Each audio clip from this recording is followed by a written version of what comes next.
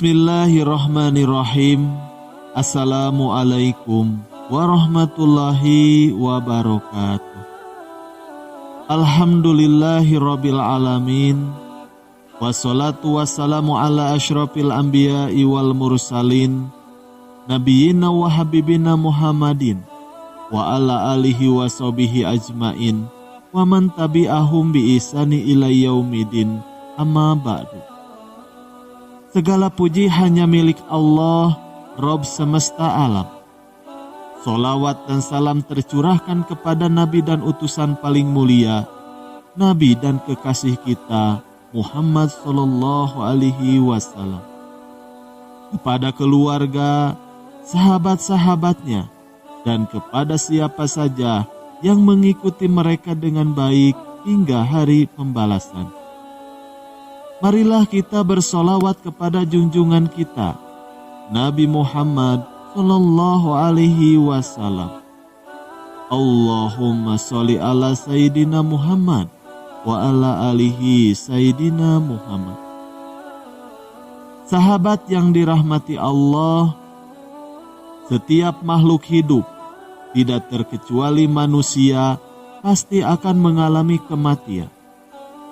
Tujuan terakhir bagi manusia yang sudah meninggal dunia adalah alam kubur.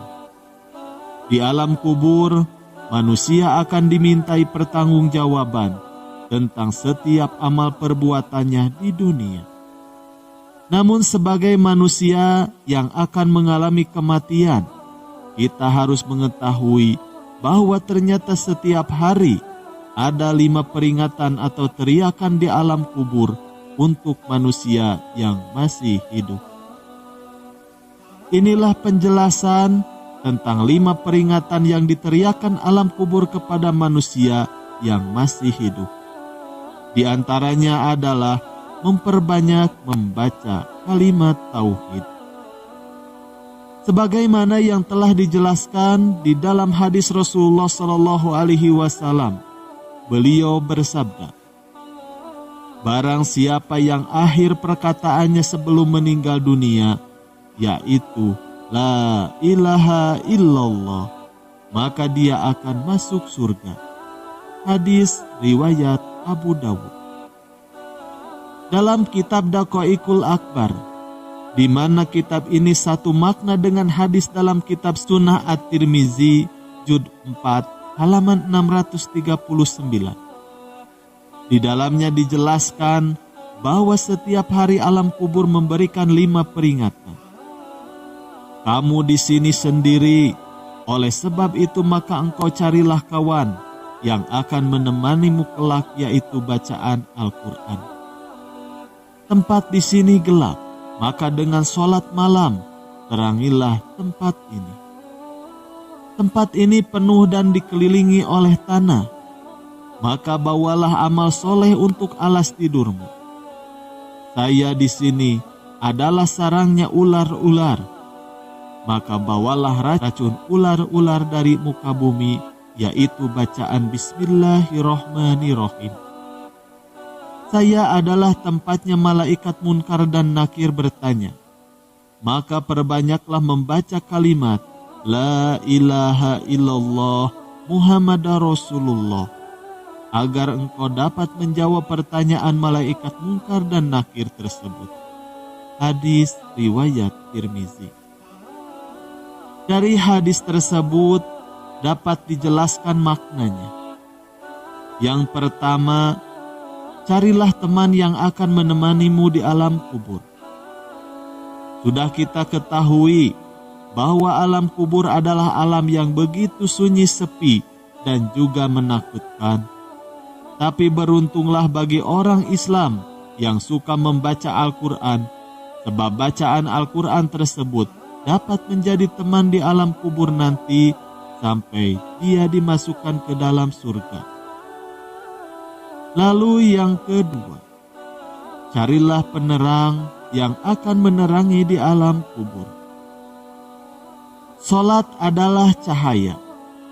Dengan rajin mengerjakan salat, seseorang yang telah meninggal dunia tidak akan takut dengan kegelapan, sebab solatnya akan menjadi cahaya penerang di alam kubur.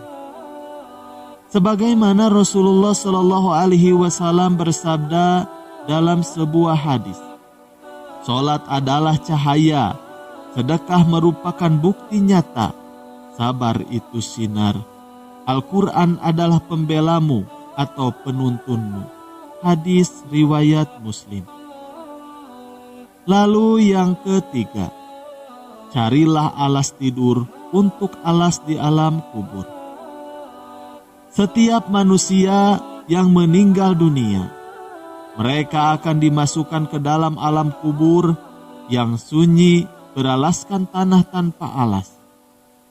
Ketika umat Islam selama hidup di dunia selalu mengerjakan kebaikan dan juga amal soleh, maka yang dapat dipakai sebagai alas tidur di alam kubur adalah amal soleh tersebut, yaitu diantaranya membaca Al-Quran. Membaca Al-Quran selain dapat dijadikan sebagai kawan, juga dapat dijadikan alas di alam kubur nanti. Sebagaimana dijelaskan di dalam kitab La'ali Masnunah, di sana diterangkan bahwa kelak Al-Quran akan menghamparkan tempat tidur dan juga permadani dari sutra yang penuh dengan kasturi dari Mala'il A'la. Lalu yang keempat, bawalah racun dari bumi untuk membunuh ular di alam kubur. Dalam hadis dari Abdullah bin Abi Mulaikah berkata, saya mendengar Aisyah berkata, orang-orang kafir akan disiksa pedih di kuburnya dengan dicabik-cabik oleh ular ganas dan botak. Kemudian ular tersebut memakan kepala hingga kakinya. Lalu manusia itu kembali ke bentuk sempurna. Sesudah itu dimakan lagi, manusia itu dari arah kaki sampai kepalanya. Kemudian manusia itu ke bentuk sempurna lagi. Kemudian ular memakan lagi orang tersebut dari arah kepala hingga sampai kakinya. Begitu seterusnya. Hadis riwayat Ibnu Abi Syaibah. Ada cara bagi seorang muslim agar bisa membunuh ular tersebut, yaitu dengan membaca Bismillahirrahmanirrahim setiap kali akan melakukan sesuatu. Maka ini akan menjadi racun bagi ular tersebut. Lalu yang kelima, perbanyak membaca kalimat tauhid. Berusaha untuk terus mengamalkan dan juga menghayati makna dari kalimat tauhid La ilaha illallah Muhammadar Rasulullah. Kemudian istiqomah di dalam mengamalkannya, maka Allah akan memudahkan manusia yang meninggal dunia di dalam menjawab pertanyaan malaikat di alam kubur. La ilaha illallah Muhammadar Rasulullah merupakan zikir yang paling utama. Barang siapa berucap kalimat zikir tauhid tersebut pada akhir kehidupannya, maka akan mendapatkan jaminan surga. Sebagaimana di dalam hadis dari Jabir bin Abdullah, beliau berkata bahwa ia mendengar Rasulullah Shallallahu Alaihi Wasallam bersabda, zikir yang paling utama adalah La ilaha illallah, dan doa yang paling utama adalah Alhamdulillah. Hadis riwayat Tirmizi. Pada hadis yang lain juga diriwayatkan, barang siapa yang akhir perkataannya sebelum meninggal dunia, yaitu La ilaha illallah, maka dia akan masuk surga. Hadis riwayat Abu Dawud. Wallahu a'lam bishawab. Sekian yang bisa kami sampaikan, semoga bermanfaat. Wabillahi taufiq wal hidayah. Wassalamualaikum warahmatullahi wabarakatuh.